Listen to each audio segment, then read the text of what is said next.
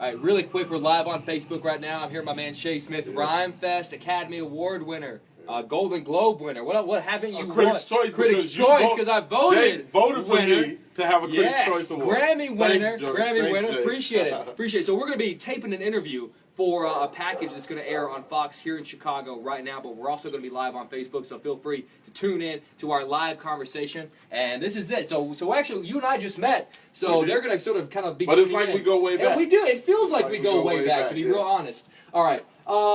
Can I call? Is it cool if I call you Shay? Shay is fine. All right. I was always taught growing up that rap, hip hop, R&B was the music of a revolution. I was wondering if that is the case, if that is true, and has that definition of revolution changed from the birth of rap and hip hop to today? Well, I think when we talk about revolution, at one point that's what people call jazz. You know what I mean?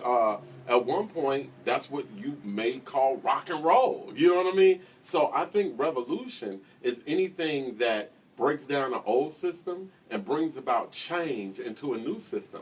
Does hip-hop do that? In many ways, yes, it does, because it's something that young people without any money on the street, you know, whether they're getting a record deal or not, this is the way that they express the future they want to see. And so that's not just reform, that's revolutionizing how they live.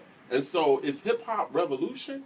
Yes, it's a tool for revolution. It could be weaponized. It could be entertainment. You know, music, I think in general, is something that is in the hands of the person who's wielding it. And it's whatever you want it to be. It's a powerful tool. Music is a very powerful tool. At one point, you know, the Beatles was the music of revolution. Motown was the music of revolution. And now we've just evolved into hip-hop.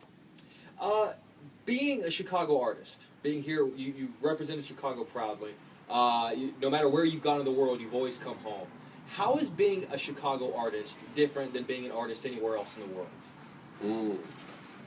You know, Chicago is the house of house music. It's the home of the blues. You can go right downtown to Buddy Guy's. You know, Ramsey Lewis, famous jazz artist, is from Chicago. Curtis Mayfield. You know what I mean? Like Fallout Boy, you know, in Chicago, you know, so it's Lollapalooza, Chicago. This is the consciousness of music for the world.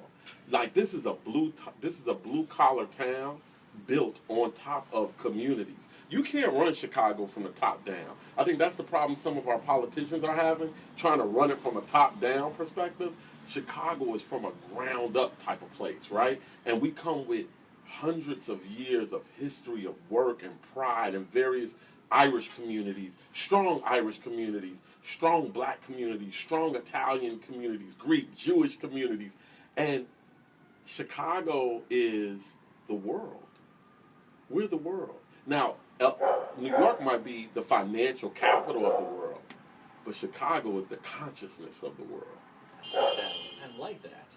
I want to talk about, we walk through your house, and you see the Grammy, you see the Oscar, you see the Golden Globe, you see the Critics' Choice Award.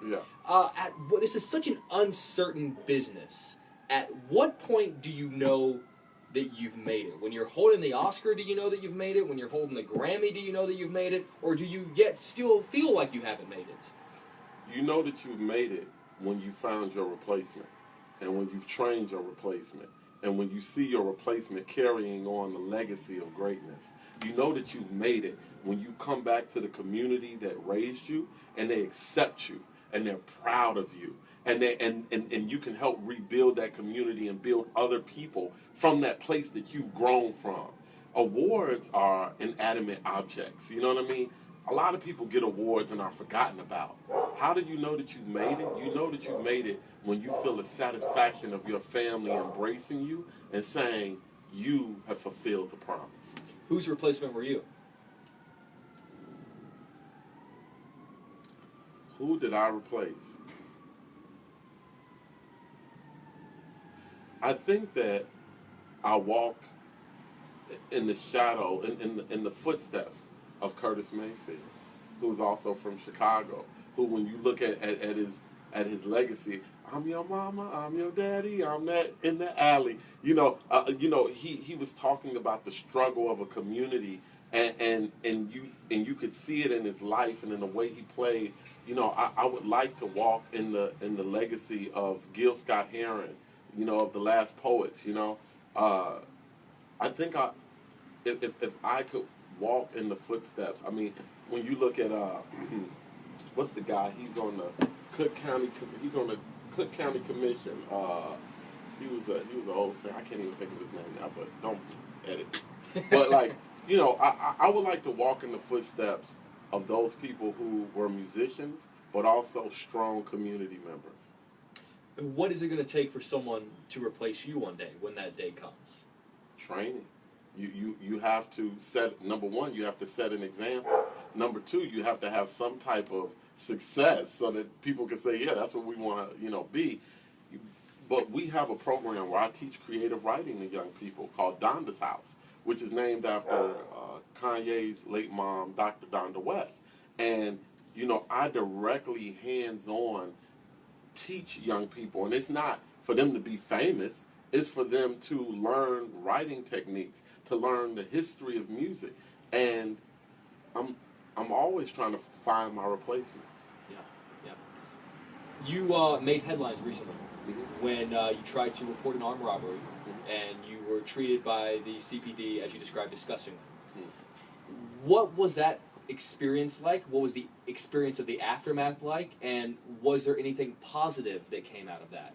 Was conversation had? You know, life has a way of showing you, Jake, that it's not done with you yet. So when somebody puts a gun to your head and says, you're going to die today, give me all your money, what I felt sympathy in a way for this guy, because I'm thinking, it's 8 o'clock in the morning on a Saturday, and this is what you choose as a career path. I'm sure that if this guy could have done anything else or felt as though he was worth anything else, he would have been doing that. People don't just say, I got it, I'm going to be a robber. Like, you know, people are pushed to certain places because of their lack of opportunity in other areas, right? And then you go to report the crime, and then you feel like I'm getting robbed again of my tax dollars because they're like, get the hell out of here. We don't even want to. So you get 2 robberies in one day. But then the officer says, you know, we're desensitized to this stuff. We see that, you know, I got officers email me, I see hate and death every day. And then you realize, man, these officers are my neighbors. They're my friends. They're the people I ride motorcycles with. And who do they turn to?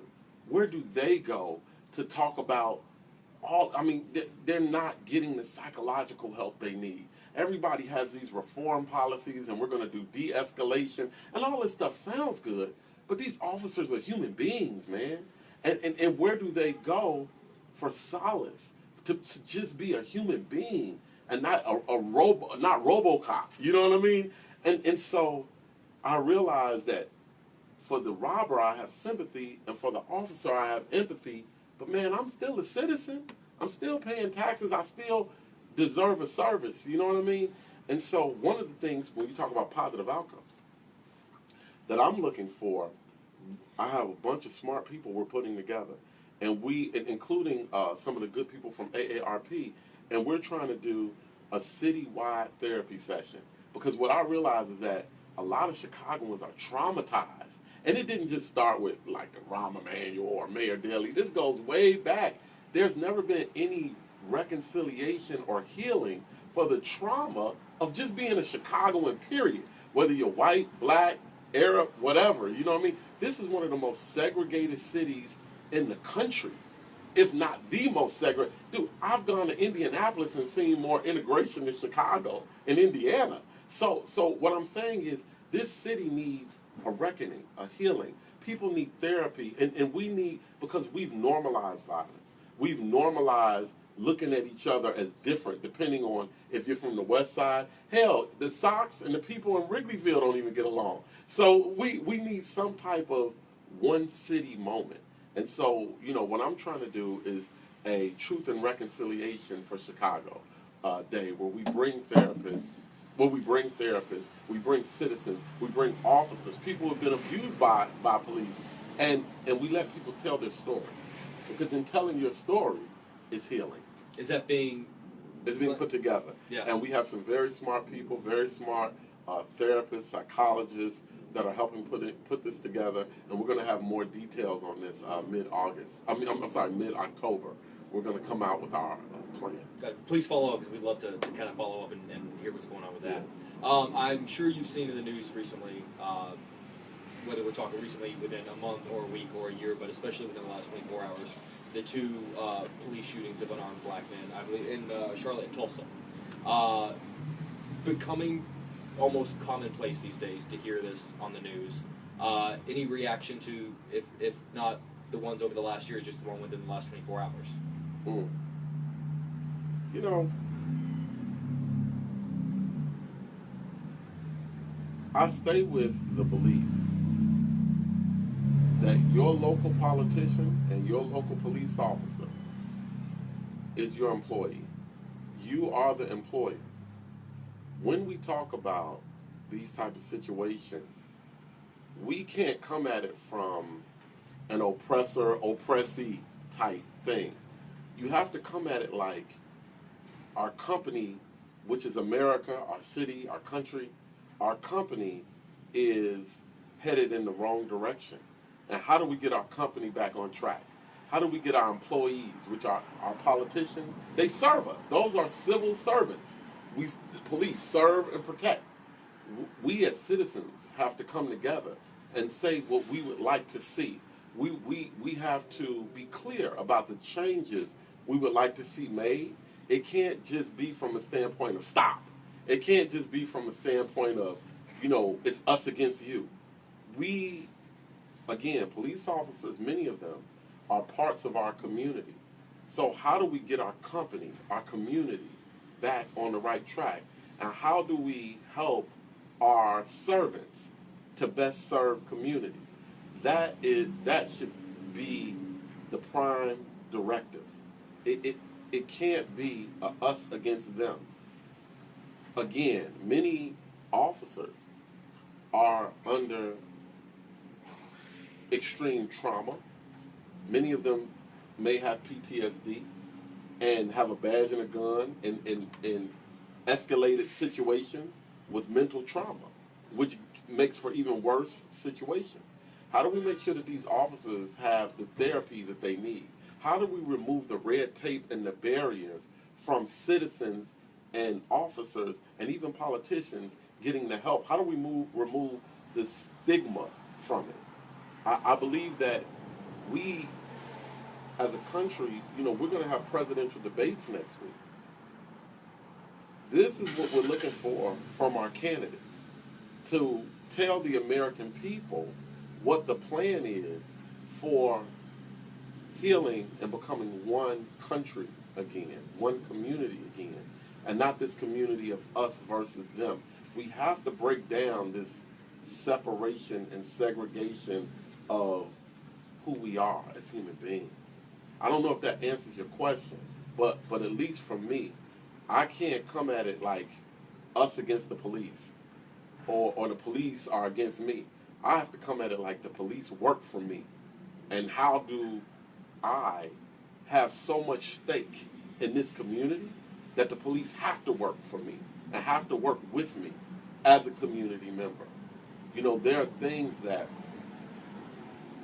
we have to do as a community to take care of our children, to take care of our nephews and our cousins. Think about it. Yes, police are killing people, but somebody hopped in my car the week before last and put a gun to my head that wasn't a police officer. So it's like in between a cop and a hard place. You have to, we as a community have to deal with ourselves, and we have to deal with the people who we have elected to serve us. And I think that it's a challenge, but it's not insurmountable. Absolutely. Shifting gears for a second. So much. Does that make sense? Absolutely, 100%.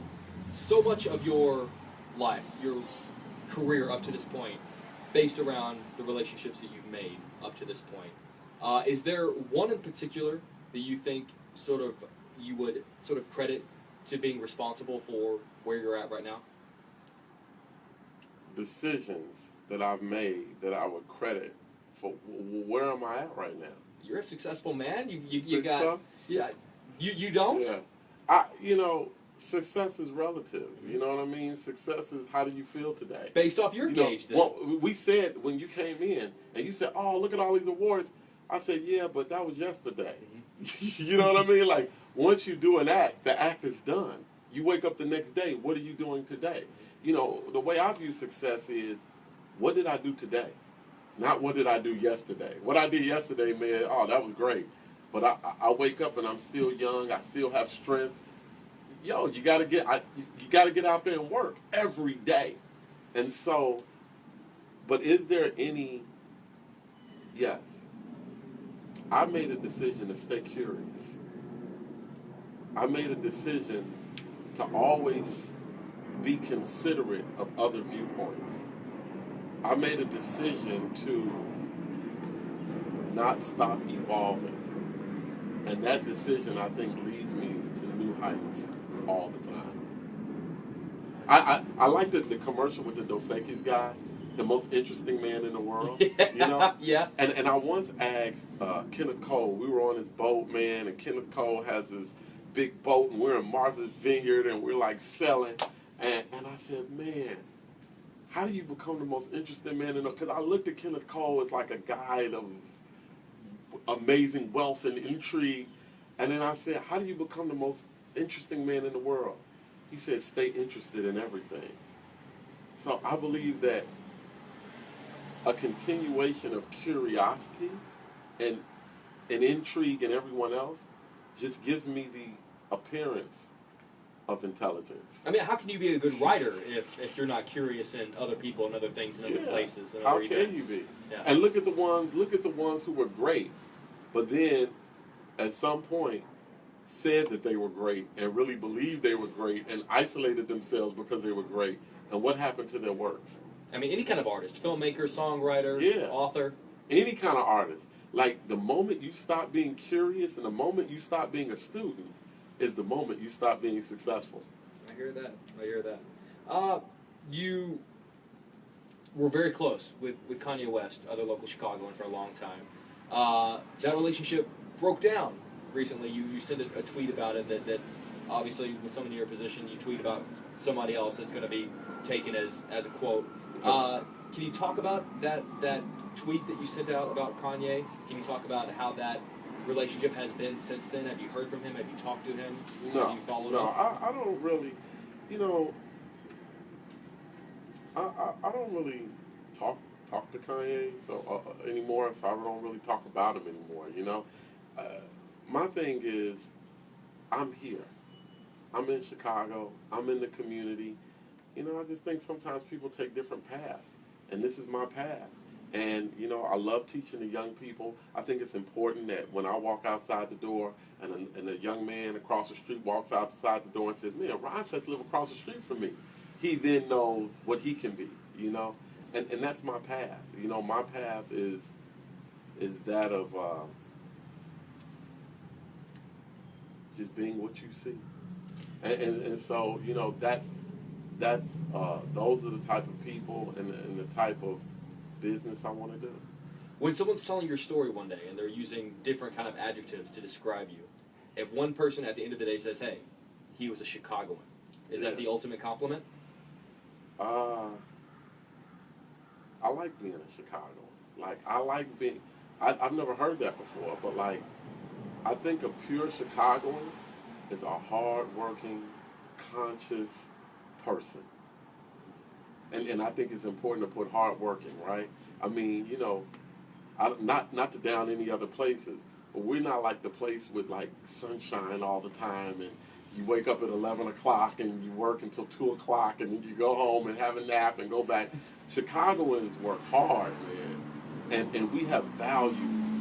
And I think that just through all this political corruption and if you can make it as a Chicagoan, you can make it anywhere. They say that about New York, but I really would apply that to Chicago. If you can make it through all of the boots and all of the traffic lights and all of the craziness and the schools and all that stuff, if you can make it through this, you ever meet a Chicagoan in L.A. or Chicagoan in New York and be like, wow, you're the head of such and such? Whoa. They're like, Yeah. It's easy. It's easy. You gotta earn your spot here.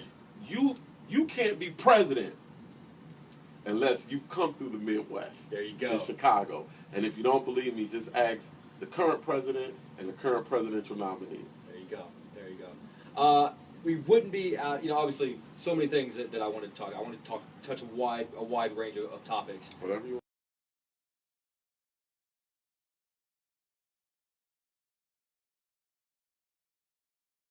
Art experience, music, a little bit of everything. Equally important for the artists themselves? Yeah, because the RHYMEFEST is, remember, everything we're talking about is intertwined and interconnected with community. And the RHYMEFEST is a festival that the Common Ground Foundation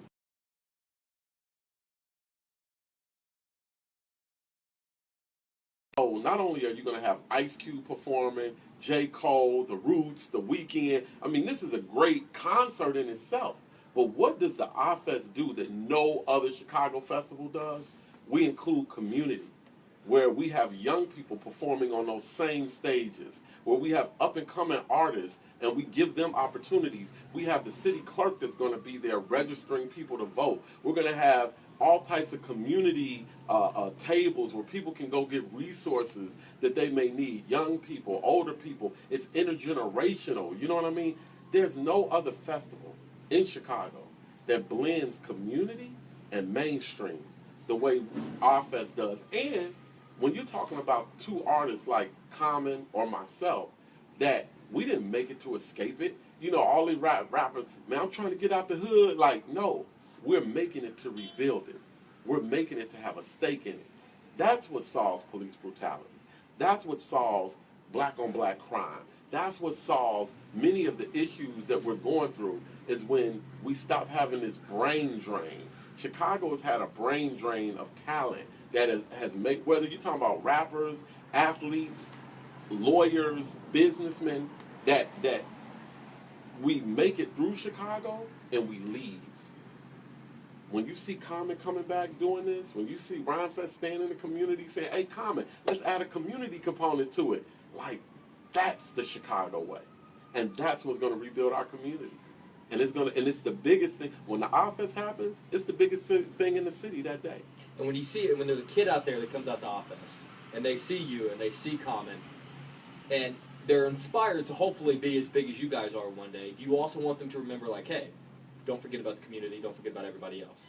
Because there has to be a CBE, a community benefit, a CBA, a community benefits agreement. You know what I mean? Like, there's no up-and-coming artist that I talk to that I don't ask them, okay, so what do you do past music? What do you do past visual arts? Because your art is only a commercial for your product. So, okay, I like your commercial. What's your product? It's an honor chat with you, man. Thanks, I can talk to you all day. All right, we're still live on Facebook. All right, our first interview together. How'd I do? Our first time. You did great, man. You did great. That was a good Jake. conversation. Yes, sir. That was a damn good conversation. Yeah. All right. Remember Jake and the Fat Man? No, you're too young to remember Jake and the Fat Man. And you were thinking of Jerry Butler, the Iceman. Yeah, why did you say that, man? Iceman, Jerry Butler. I figured you would probably know. Yeah, all right, we're going to say bye to everybody on Facebook Live. Peace. All right, guys. We're out of here. We'll see you later.